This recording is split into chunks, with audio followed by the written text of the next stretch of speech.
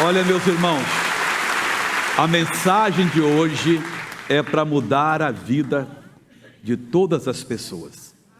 Nós vamos ver hoje que quando um líder está em pecado, todo o povo sofre. Isso acontece em casa, quando alguém está em pecado. Isso acontece na igreja, quando o líder está em pecado. Isso acontece em qualquer parte. E eu queria que você fosse comigo para o primeiro livro de Samuel. É um ensino muito esclarecedor. Eu acredito, tenho certeza que a sua vida será diferente a partir de hoje, depois desse estudo. O livro de Samuel começa relatando sobre o nascimento deste profeta de Deus. Sua mãe era estéril, clamou a Deus. O sacerdote da época, chamado Eli, quando a viu orando no templo, até enxotou, pensando que ela estivesse embriagada. Eli era o homem de Deus. Ele propriamente não estava em pecado, mas ele estava encobrindo o pecado dos filhos. E quem encobre o pecado dos outros, em pecado está. E isto fez com que a nação de Israel perdesse batalhas. Aqui no livro, primeiro livro de Samuel, nós temos alguns relatos dos filhos de Eli errando, pecando. No capítulo 2, versículo 12, diz assim, primeiro livro de Samuel 2, versículo 12: eram, porém, os filhos de Eli, filhos de Belial, e não conheciam o Senhor. Que tristeza! Ele, um grande homem de Deus, já estava velho, agora tinha 98 anos, e permitiu, não ensinou os seus filhos o caminho de Deus, e o Espírito Santo mandou que registrassem, que os filhos de Eli eram filhos de Belial, do diabo, e não conheciam a Deus. Eu pergunto, seus filhos conhecem a Deus? Servem a Deus? A sua família está na arca da salvação? Ou o inimigo vai usá-los? Os versículos seguintes mostram ele desrespeitando as oferendas que se faziam a Deus naquela época. Eu não vou ler todos os versículos, eu vou ler alguns, senão a gente vai ficar aqui muitas horas. Versículo 17 diz no mesmo capítulo: era, pois, muito grande o pecado desses jovens perante o Senhor, porquanto os homens desprezavam a oferta do Senhor. Quando o líder acoita pecado, é como se estivesse em pecado, e toda a congregação sofre. Quando o chefe de família está em pecado, toda a família sofre. E este é um dos meios que o diabo tem usado para fazer muita gente sofrer.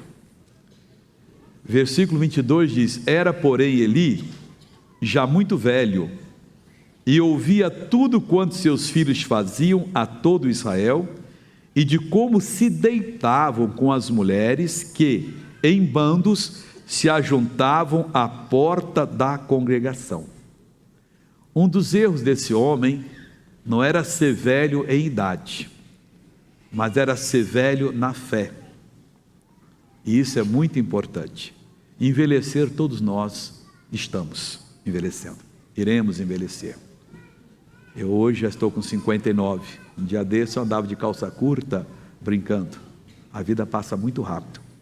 Daqui uns anos estarei bem madurinho, nem aqui estarei, muitos de vocês também não estarão.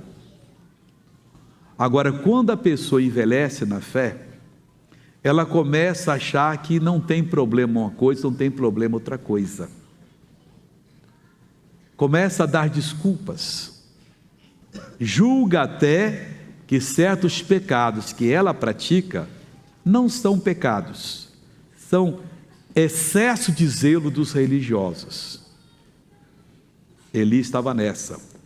Versículo 18 diz, 23 melhor dizendo: e disse-lhes, ele falando com os filhos: por que fazeis tais coisas? Porque ouço de todo o povo os vossos malefícios. Deus levanta um profeta, estou só resumindo, o profeta diz para Eli o que iria acontecer com ele, com os seus filhos, que de uma vez seriam mortos, e o Eli foi deixando a coisa para lá. Numa dessas declarações, está no capítulo 3, versículo 13, o Senhor diz assim: porque já eu lhe fiz saber que julgarei a sua casa para sempre, pela iniquidade que ele bem conhecia, porque, fazendo-se os seus filhos execráveis, não os repreendeu. O erro dele não foi repreender os seus filhos. O que é que aconteceu? Samuel era um jovem, estava começando no ministério e deu uma palavra. O Eli estava vivo ainda. Deus queria que o povo de Israel se libertasse do jugo dos filisteus, que estava oprimindo o povo de Israel. Esse povo sempre foi uma provação para o povo de Israel. Capítulo 4, versículo 1. Veio a palavra de Samuel a todo Israel, e Israel saiu ao encontro, à peleja, aos filisteus, e se acampou junto a Ebenezer, e os filisteus se acamparam junto a Afeca. E os filisteus se dispuseram em ordem de batalha, para sair de encontro a Israel, e estendendo-se a peleja, Israel foi ferido diante dos filisteus, porque feriram na batalha, no campo, uns 4.000 homens. Que tristeza! Saíram à batalha contra o inimigo e perderam 4.000 homens. Eles não aguentaram. Choraram, suplicaram, disseram: Deus, por que isso? O que é que aconteceu? O Senhor nos entregou na mão dos filisteus, e um dentre eles, versículo 3 diz assim: tornando o povo ao arraial, disseram os anciãos de Israel: por que nos feriu o Senhor hoje diante dos filisteus? E um dentre eles deu a sugestão, e tomaram a decisão: tragamos de Siló a arca do concerto do Senhor, e venha no meio de nós, para que nos livre de nossos inimigos. A arca era um caixote de madeira consagrado. Ali dentro estava a presença de Deus. Você depois vai ler isso em casa, os capítulos 4, 5 e 6. Você vai ver que poder havia naquela arca. Ela simbolizava o Evangelho, a palavra de Deus que foi nos dada. Na palavra de Deus, no Evangelho, está o poder de Deus. Mas eu vou repetir: quando o líder está em pecado, sofre toda a nação. A palavra que tem poder não opera. O Evangelho fica de mãos atadas. A arca tinha poder. E eles então disseram: vamos buscar em Siló a arca, para ela estar conosco, Deus estará conosco. E buscaram. Versículo 5 agora. Os filhos de Eli vieram com a arca também. E sucedeu que, vindo a arca do concerto do Senhor ao arraial, todo Israel jubilou com grande júbilo, até que a terra estremeceu. Gritaria pura. Isso acontece na igreja. Isso acontece em casa. O pecado inibe a operação do poder de Deus. A mensagem é boa, todo mundo se alegra, aleluia, aleluia. A terra estremeceu de tanto louvor. Os filisteus, quando ouviram, você pode ler os versículos seguintes, você vai ver que eles ficaram com medo. O que houve? No arraial dos israelitas, que é isso? Tu serás, ai de nós, porque o Deus dos céus está com eles agora. Aparentemente estava. A gritaria foi grande. Deus não quer que a gente viva gritando, Deus quer entendimento. Gritaram muito, Então, estão preparados? Estamos preparados. Versículo 10 agora.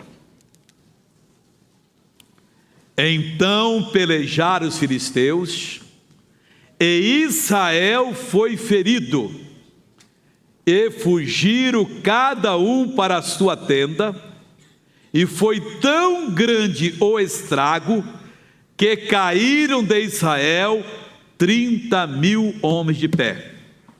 Que tristeza! 4 caíram na primeira batalha, na segunda com a arca que tinha o poder de Deus, que eles louvaram a Deus de tal maneira que a terra estremeceu. Perderam a segunda batalha e caíram 30.000 pessoas.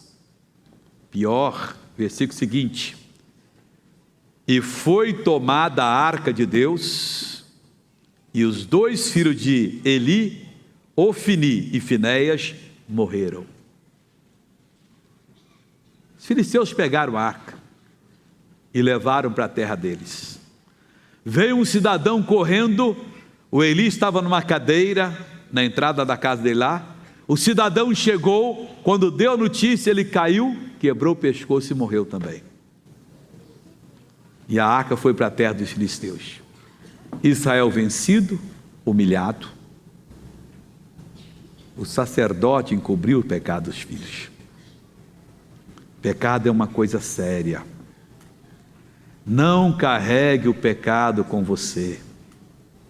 O pecado é uma porta aberta que a pessoa abre para o diabo entrar, ele entra e destrói. A Bíblia diz do pecado de adultério: por causa de uma mulher prostituta, o homem passa a pedir bocado de pão. Eu era menino quando eu li esse versículo. E menino no interior fica sabendo de tudo, que os velhos ficam conversando e fica perto e ouve. E eu sabia que um cidadão estava num caso extraconjugal. Vou ver a palavra de Deus se cumprir, e se cumpria. E a falência, derrota. Pecado não presta, meu irmão. Agora a arca foi. E a arca não fez nada, fez. Os filisteus tiveram a maior decepção. Levaram e colocaram a arca no templo do Deus dele, Dagon. No outro dia chegaram, o Dagon, aquele do grande, estava com cara no chão diante da arca. Não acreditaram. Levantaram o Dagon, amarraram ele bem, foram dormir. No outro dia chegaram, não acreditaram. As mãos, o Dagon e a cabeça tinham sido cortados, estava lá no limiar. Mas onde 5 cidades principais existiam dos filisteus, onde a arca de Deus era levada nessa cidade, os homens todos contraíam hemorroidas, todos, e morriam. Ratos apareciam na plantação. Ei, tira daqui e leva para a cidade. E lá ia desse jeito. Um deles disse: olha, nós temos que devolver essa arca. Consultaram os sábios lá: vamos fazer hemorroidas de ouro, simbolizando, e dar de oferta para o Deus de Israel. Um para cada cidade principal, e fizeram. Vamos fazer ratos de ouro. Isso é lindo, essa história.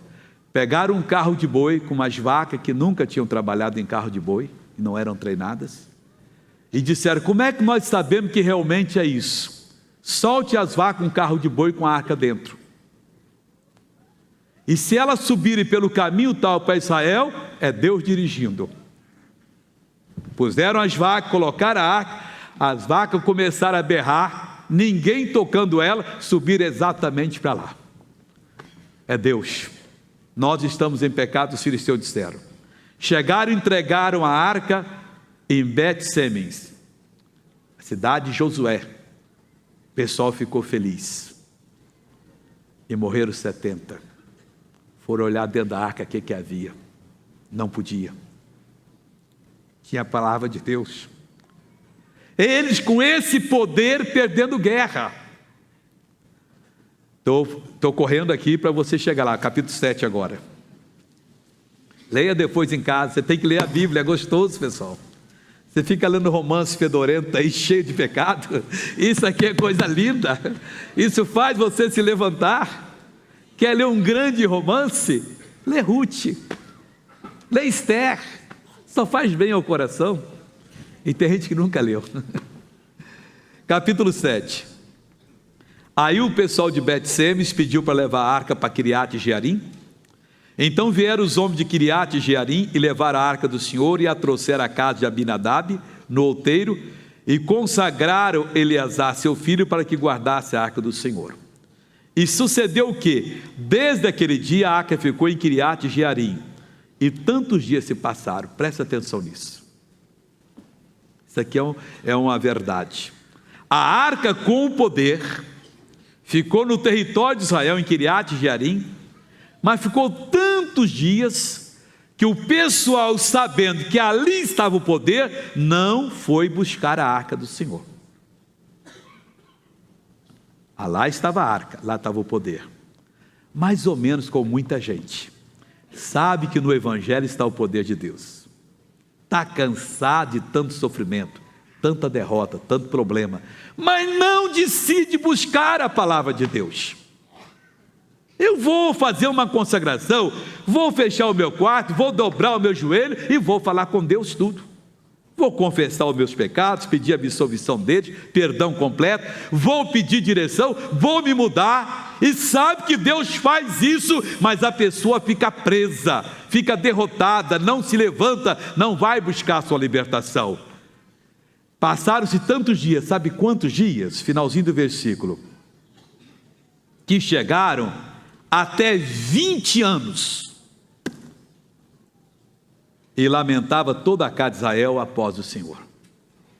20 anos, irmãos. A arca ficou em Quiriate Jearim e as pessoas, sofriam. Podiam ir tendo buscar a arca. Agora começaram a clamar a Deus. Quando um povo começa a orar, esse povo vai ser transformado. Começaram a clamar ao Senhor. Não tinha mais Eli como sacerdote, que encobriu o pecado dos filhos, coisa grave. Não importa se é filho que for, pecou, tem que tirar. Samuel entra diante de Deus e Deus explica a Samuel. E Samuel dá a mensagem da transformação. Não tem o barulho, mas tem a transformação. Versículo 3. Então falou Samuel a toda a casa de Israel, dizendo: se com todo o vosso coração vos converterdes ao Senhor, tirai dentre vós os deuses estranhos, e os astarotes, e preparai o vosso coração ao Senhor, e servi a Ele só, e vos livrará da mão dos filisteus. 5 coisas que eles tinham de fazer. Eles teriam de converter-se de todo o coração ao Senhor. Conversão só existe quando ela é de todo o coração. Enquanto você esconde um pecado, porque isso vai lhe envergonhar, porque isso pode lhe dar um prejuízo, Deus não pode lhe perdoar. E o diabo pode ter gritaria, pode ter lágrimas, mas não tem mudança. Samuel diz: vocês têm de converter-se de todo o coração. Segunda coisa que Samuel disse, e isso é mensagem para mim e para você: tirai dentre vós os deuses estranhos. Missionário, eu não tenho Deus estranho, você é que pensa. Tudo aquilo que você teme, que você se subordina, se curva, torna-se num Deus estranho para você, porque Deus não é. Tudo que você tem medo ou respeita, somente o Senhor é Deus, o resto é patifaria. Todo pecado que você pratica torna-se num Deus estranho na sua vida. Você é servo dele. Quanta gente A cabeça que ninguém vê só tem sujeira. Quantas pessoas estão com as mãos cheias de coisas desonestas? Ah, mas o meu empregador me paga pouco. Então mude de emprego. Mas não mude de procedimento, não vá ser desonesto. Ah, mas a minha mulher não quer mais nada comigo, o meu marido não me procura. Ore a Deus. Não caia nessa do demônio, que Deus entende o seu problema. Entende não.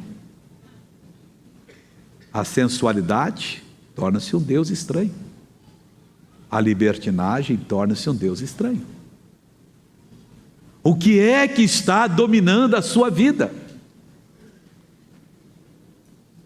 Quando você está com o seu cônjuge, quem é que está na sua mente? É ele, é ela ou uma terceira pessoa? Isso é adultério. É um Deus estranho.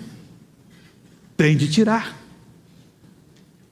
Tem de limpar. Deus não pode operar. E pior, o diabo pode.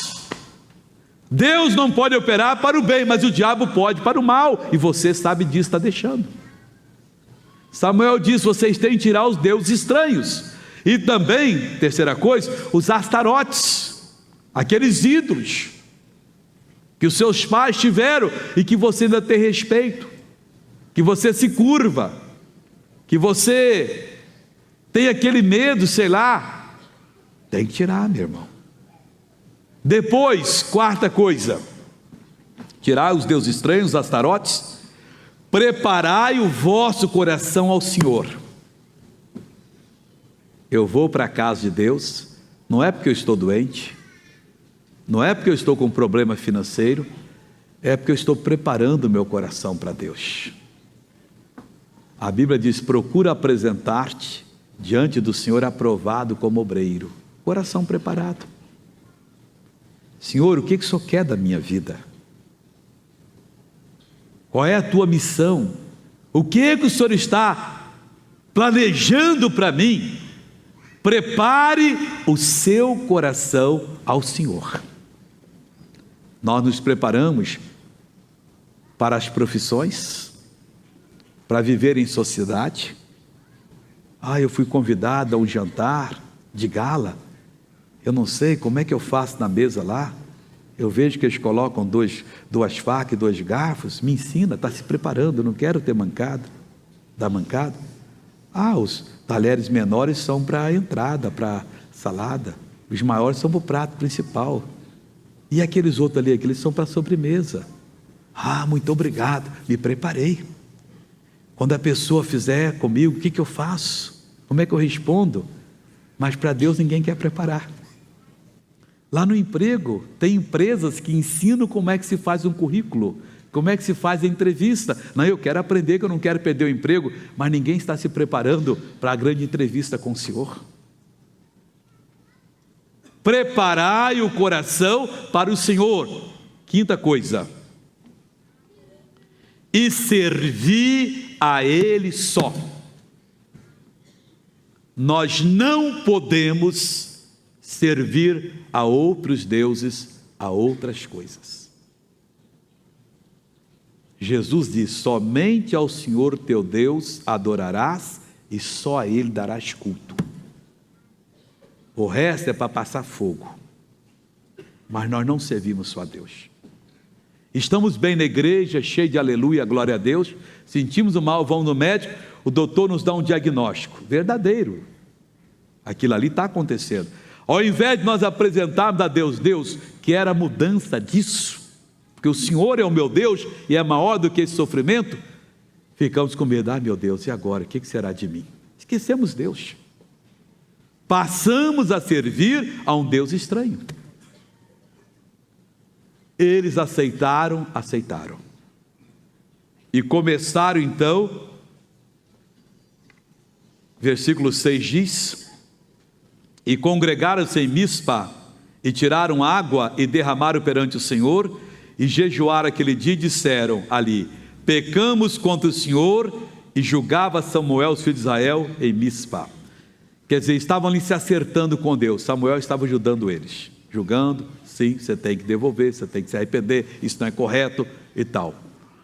Quando eles estavam buscando a Deus, os filisteus vieram. É uma lição que Deus nos dá.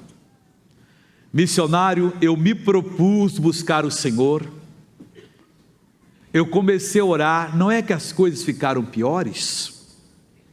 E o que você fez? Aí eu parei. O diabo sabe exatamente como tira você da bênção. É só ele engrossar um pouquinho mais o caldo ali, apertar mais um fogo, que você sai correndo igual rato de navio. Quando o navio vai afundar, os primeiros que pulam nas águas são os ratos. E tem cristão que é assim. Não, eu começo a orar, começa o problema lá em casa, então eu vou orar, eu vou resolver a situação. Isso é uma normalidade? Que negócio é esse? O que eu estou buscando a Deus, as coisas vêm? Eles começaram a buscar a Deus e veja o que aconteceu. Versículo 7. Ouvindo, pois, os filisteus que os filhos de Israel estavam congregados em Mispa, subiram os maiorais dos filisteus contra Israel, o que, ouvindo os filhos de Israel, temeram por causa dos filisteus. Eles, quando ouviram que os filisteus vieram, ficaram com medo, temeram. Fizeram certo que pediram oração a Samuel. Mas o que é o ponto aqui é que quase sempre, em muitos casos sempre, quando estamos buscando a Deus, o diabo tenta fazer alguma coisa para nos tirar da presença de Deus. Na sua vida, você está assistindo televisão lá, está 1 hora, 2, vai orar, está tudo bem, dobra o joelho, missionário não aguenta 5 minutos, começa a abrir a boca, dá um sono. Já aconteceu isso com você? Joelho dói, né? Você lembra de uma coisa que fez, tem que fazer, tem que dar um telefonema, eu vou adotar, você deixa falar com Deus para anotar aquele recado? A maioria faz isso. Está entrando na presença de Deus, ai meu Deus, momentinho, amanhã eu tenho que pagar a conta, não sei qual. É demônio, pessoal. Eles estavam buscando a Deus, os filisteus vieram, ficaram amedrontados, pediram ao Samuel, foi a sorte deles, versículo 8, pelo que disseram os filhos de Israel a Samuel, não cesse de clamar ao Senhor nosso Deus, por nós, para que nos livre da mão dos filisteus. Versículo 9, Samuel faz a oferenda. 10, agora que é o bonito. E sucedeu que, estando Samuel sacrificando o holocausto, os filisteus chegaram à peleja contra Israel. Que maldade, nem respeitaram. Eles estavam buscando a Deus e os filisteus chegaram à peleja. Mas o nosso Deus não dorme. O nosso Deus cuida daqueles que são dele. O nosso Deus toma conta dos mínimos detalhes. Veja o que aconteceu.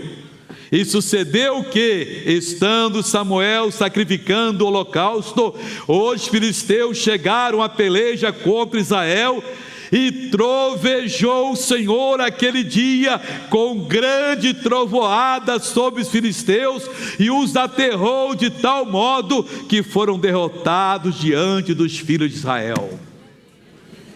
Só houve trovões sobre os filisteus. Sobre os israelitas não houve. Eles estavam na presença de Deus, Deus não ia tirá-los da presença. Os outros vinham com maldade. Vamos aproveitar que eles estão intertidos, eles estão lá concentrados na adoração de Deus dele, e os ataquemos.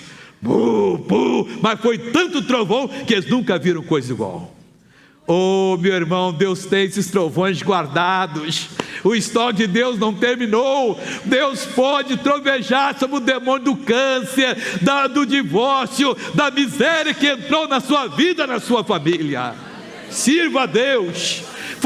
Foram trovões violentíssimos que eles nunca ouviram coisa igual antes. Ficaram aterrados, ficaram amedrontados, não saiu do lugar, todo mundo com medo, e era cada relâmpago, cada tiro, cada barulho. Acabou o holocausto, vieram-se de Israel e os derrotaram, eles foram vencidos. Eli perdeu a batalha porque estava em pecado. Samuel não perdeu porque era um servo de Deus. Que tipo de pessoa você quer ser na vida? Um Eli envelhecido que cobre os pecados da família? Todo mundo errado. Ô Ana, mãe de Samuel, você está bêbada, sai da igreja. Só porque ela orava ali tremendamente, parecia um santarrão. Os filhos não, deitavam com as prostitutas, roubavam do povo. Filhinho amados, não façam isso, não é direito, continue o trabalho de vocês. Foi julgado. Temos que abrir os olhos, porque maldição sem causa não se cumpre. É preciso rasgar o coração diante do Senhor, porque esse Deus tem a mesma maneira de agir. Ele tem trovões que vão colocar sobre esses demônios que andam atacando a sua família. Eles não vão aguentar. O celeiro de Deus está cheio de trovões lá, não diminuiu nada. E são tão violentos que eles nunca ouviram coisa igual. E vai vir sobre eles. Deus tem os seus modos estranhos de livrar o seu povo. E quer livrar a mim, quer livrar a você. Meu irmão, hoje é nosso dia de passar por essa transformação. Eles conseguiram, versículo 11, os homens de Israel saíram de Mispa e perseguiram os filisteus e os feriram até abaixo de Bet-car. Tem mais. Então tomou Samuel uma pedra e a pôs entre Mispa e Sem e chamou o seu nome Ebenezer e disse: até aqui nos ajudou o Senhor. Veja o versículo agora 13. Assim os filisteus foram abatidos e nunca mais vieram aos termos de Israel, porquanto a mão do Senhor contra os filisteus, porquanto foi a mão do Senhor contra os filisteus todos os dias de Samuel. Um ato só fez com que a mão de Deus ficasse a favor do povo de Deus durante todo o dia do profeta Samuel. Enquanto Samuel foi sacerdote, foi profeta e agiu na função de rei, porque era o ministério dele, e foi muito tempo, nunca mais os filisteus se meteram a besta naquele território, e nunca mais a mão de Deus deixou de agir. Eles só voltaram a fustigar Israel quando Samuel morreu. Eles pediram e Deus deu o rei Saul. Samuel ainda estava vivo quando deu, e Deus não queria dar um rei para eles, mas eles queriam ter a mesma coisa que as outras nações tinham, queriam imitar, queriam ser iguais às outras nações. Deus disse: não é isso que eu quero para vocês. Aí os filisteus vieram, porque pegou o fraco Saul, e só o Davi depois que deu a costa nos filisteus que eles mereciam. Meu irmão, lições temos demais aqui hoje, e Deus manda falar isso para você. Converta-se ao Senhor de todo o seu coração. Não adianta barulho, gritaria. Não, eu vou na igreja, faço um sacudimento, grito e sai tudo bem. Sai não. Você precisa rasgar o seu coração, converter de todo o coração, tirar os deuses estranhos, tirar os ídolos físicos ou mentais que existem na sua vida. Você precisa preparar o seu coração para o Senhor. Você precisa servir a Ele só. Ele vai lhe dar vitória. Não adianta o inimigo vir, porque quando a mão de Deus está do nosso lado, nós temos tudo. Antes, 2 derrotas, 4.000 homens, mais 30.000 perderam a vida. Agora não. Agora havia um homem que sabia colocar o povo diante de Deus. Resultado, esse povo saiu vitorioso. Esse povo não perdeu a batalha. E Deus quer que você seja vitorioso. Esse é o recado que Ele manda para você. E se você agir na palavra de Deus, durante todos os dias da sua vida, a mão do Senhor vai ser a seu favor. O inimigo não vai tocar em você nem nos seus. Isso é bonito. Enquanto você viver, a mão do Senhor será. Esse versículo 13 aqui do capítulo 7 é demais. Assim os filisteus foram abatidos e nunca mais vieram aos termos de Israel, porquanto a mão do Senhor contra os filisteus, ou quando foi a mão do Senhor contra os filisteus, todos os dias de Samuel. Era só eles pensarem lá na terra deles, vamos invadir Israel, a mão de Deus já agia. Não dá não, nós não podemos mexer com esse povo. Esse povo é o povo de Jesus que ele não está podendo guardar, porque esse povo tem feito muito barulho, mas não tem se convertido de todo o coração, não tem tirado os deuses estranhos. Tem que tirar, meu irmão. Se você foi pego pelo espírito do adultério, talvez você não caiu ainda fisicamente, você está numa paixão tremenda, você está na rua, vê uma pessoa igual, chama a sua atenção, isso é paixão. Você lê um nome igual, lembra daquela pessoa. Você vê uma roupa bonita numa loja, ficaria bonita se na pessoa tal, né? Você está fisgado por esse demônio, ele tomou conta de você. Seu pensamento é sobre aquela pessoa, entrou na sua vida. Como é que eu me liberto disso, missionário? Corra antes que seja tarde. Tire esse Deus estranho. Deus, eu vou lhe confessar, não omita nada, conta detalhes. Isto é a paixão da minha vida. Sou sincero, tenho gostado, tenho sonhado, tenho planejado tudo. Isso é sujeira, Deus, eu não quero. Tira! E Deus vai tirar. Se não for assim, esse demônio vai derrotar você. E não pense você que o diabo é amigo de alguma pessoa. Cidadão consegue, aquela mulher que diz que é um avião. Poxa, o diabo é bom, nada, vai pagar um preço caro. Ela consegue aquele galã. Poxa, o diabo é bom, nada, vai pagar um preço caro.